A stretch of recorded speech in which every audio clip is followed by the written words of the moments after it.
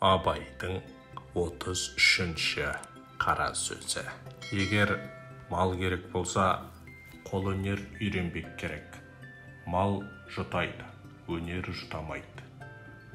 Алдау қоспай адал еңбегін сатқан қолөнерлі қазақтың әулесі сол. Бірақ Құдай тағала қолына аз-маз өнер берген қазақтың кеселдері болады. Әуелі бұл ісімді ол ісімнен асырайын деп, артық ісмерлер іздеп жүріп, көріп, біраз істес болып, өнер арттырайын деп, түзден өнер іздемейді. Осы қолындағы аз-мұзны мақтап, осы да болады деп, баяғы қазақтың талапсыздығына тартып жатып алады. Екінші, ерінбей істей беру керек қой.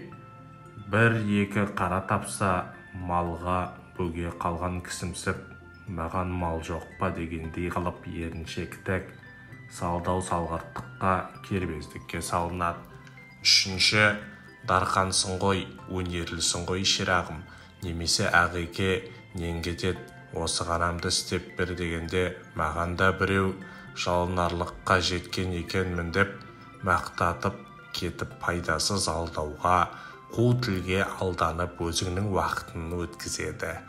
Және анаған дүниенің қызығы алдауды білген дегізіп көңілін де мақтандырып кетеді.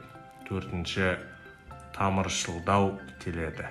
Бағанағы алдамшы шайтан тамыр боларлық деп бір болымсыз нәрсені берген болып артынан үйретемін, бүйтемін, қарық қыламын дегенге мәз болып тамырым, досым десе, мен де керектің бірі болып қалыппын ғой деп, және жасынан іс істеп үйден шықпағандық қылып, жоқ барға тырысып, алдағандай білмей, дереу оның жетпегеніне жеткіземін деп, тіпті жетпесе, өзінен қосып, қылып бер дегеннің бәрін қылып беріп, күні өтіп еңбек қылар уақытынан айырылып, жоғары шыққа қарық болып тамақ, киім, борыш есінен шығып кетіп, енді олар қысқан күні біреудің малын бұлдап қарыз қалады.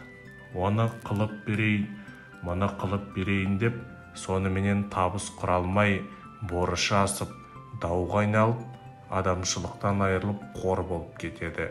Осы несі екен?